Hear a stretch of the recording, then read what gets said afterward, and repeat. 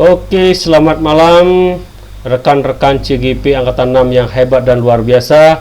Kali ini saya akan membawakan materi Jurnal Refleksi Dwi Mingguan Modul 2.3, Coaching untuk Supervisi Akademik.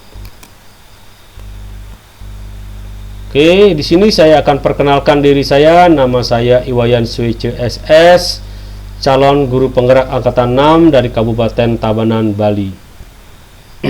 Berikutnya adalah fasilitator saya yang super hebat dan luar biasa. Beliau bernama Bapak Gusti Ketut Atmaja, dan pengajar praktek saya yang juga super hebat dan luar biasa. Beliau bernama Bapak Gede Putra Adniana.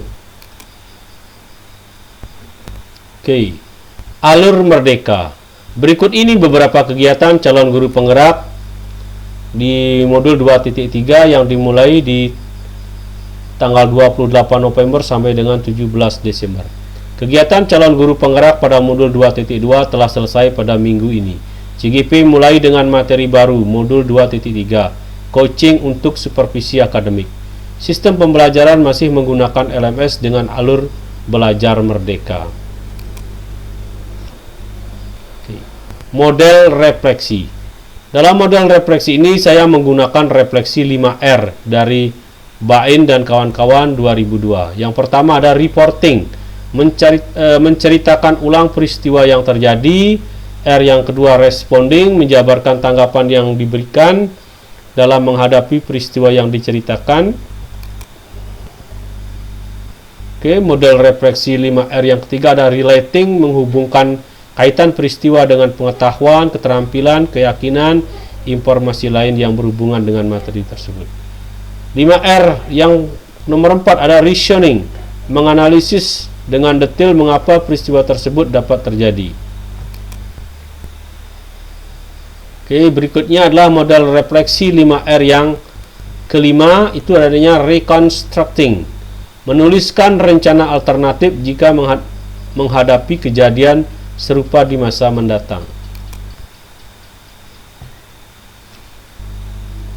Oke, kita mulai dari 5R yang pertama, itu reporting, menceritakan ulang isi peristiwa yang terjadi. Beberapa aktivitas yang saya lakukan pada minggu ini tidak terlepas dari alur merdeka pada LMS ini. Dimulai dengan alur, mulai dari diri. Pada kegiatan ini CGP ditugaskan untuk membuat blog di LMS dengan menuliskan refleksi diri mengenai kegiatan supervisi akademik yang pernah dilaksanakan ketika CGP disupervisi oleh kepala sekolah atau pengawas.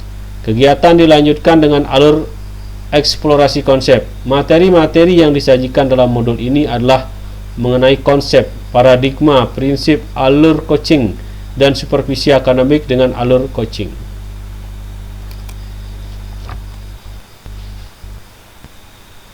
Oke, masih di reporting, itu menceritakan ulang peristiwa yang terjadi.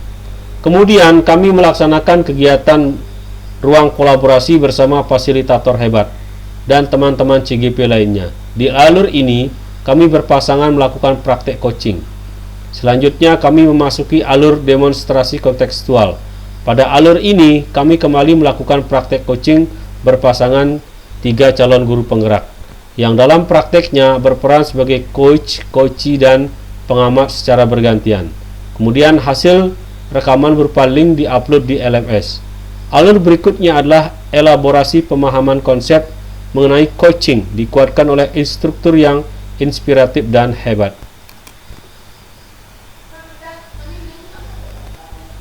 Masih di 5R reporting, menceritakan ulang peristiwa yang terjadi. Alur berikutnya yang kami lalui adalah koneksi antar materi. Pada alur ini kami ditugaskan untuk membuat kaitan antar materi coaching dengan materi sebelumnya, yaitu pembelajaran berdiferensiasi dan pembelajaran sosial emosional. Berikutnya kami melaksanakan aksi nyata implementasi coaching untuk supervisi akademik di sekolah kami dengan melibatkan rekan sejawat sebagai coachee kami. Sebagai penutup modul 2 kami melaksanakan post test. Dalam minggu ini kami juga melaksanakan lokakarya 3 bersama pengajar praktik dan rekan CGP lainnya yang dilaksanakan secara luring.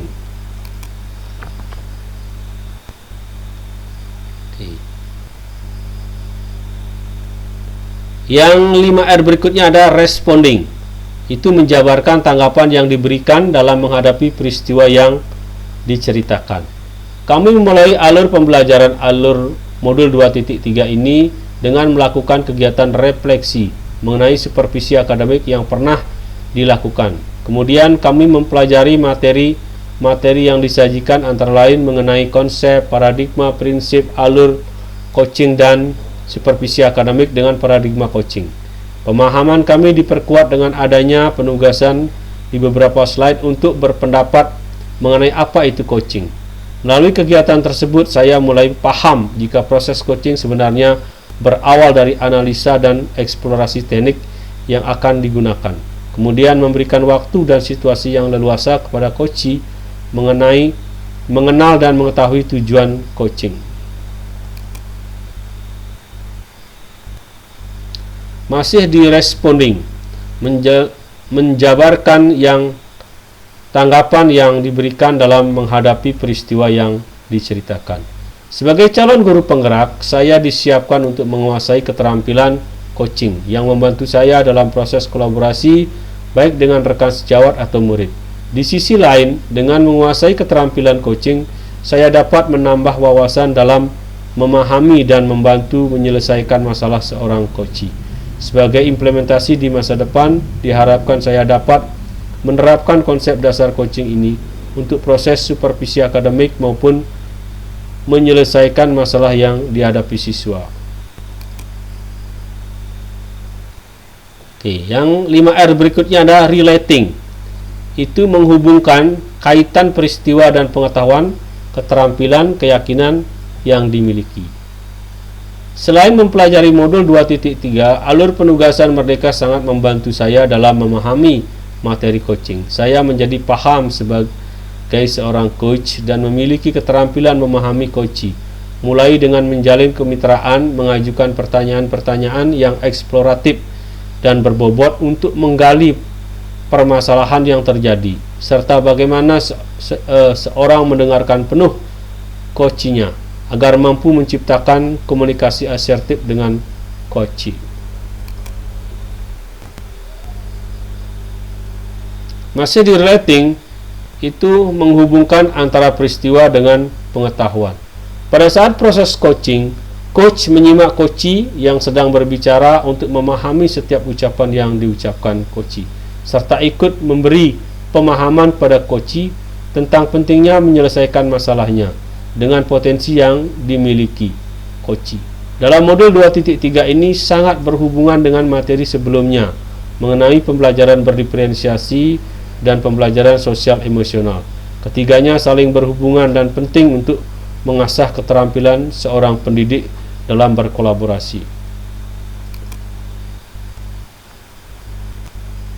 Oke. Yang berikutnya ada rationing.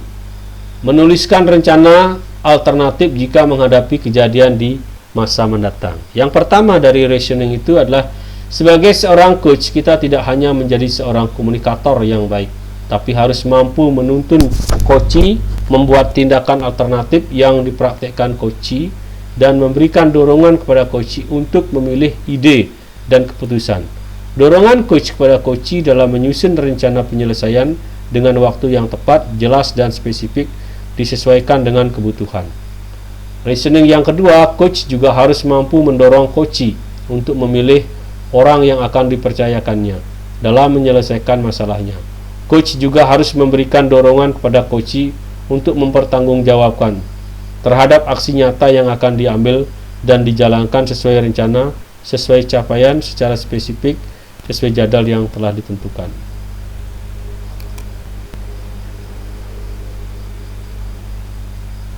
Reasoning berikutnya, menuliskan rencana alternatif jika menghadapi kejadian serupa di masa depan. Yang ketiga dari reasoning, hal yang tidak kalah penting diperhatikan seorang coach harus memperhatikan coachee bahwa setiap masalah pasti terselesaikan dengan menciptakan keakraban dan kenyamanan sehingga coachee bisa berbagi kisah yang sedang dihadapi. Mendengar aktif harus dibangun oleh coach dengan merasakan apa yang dirasa oleh coachee. dan memposisikan saling menghargai dan menghormati. Reasoning yang keempat, seorang coach berperan sebagai partner bagi coachee agar memiliki kerangka berpikir yang tepat dalam menemukan solusi dengan pertanyaan strategis. Pertanyaan dilengkapi dengan perangkat coaching untuk mengarahkan coachee menemukan capaian. Seorang coach yang baik percaya setiap orang memiliki jawaban atas semua masalah yang dimiliki, tapi coachee memerlukan bantuan untuk menemukan jawabannya.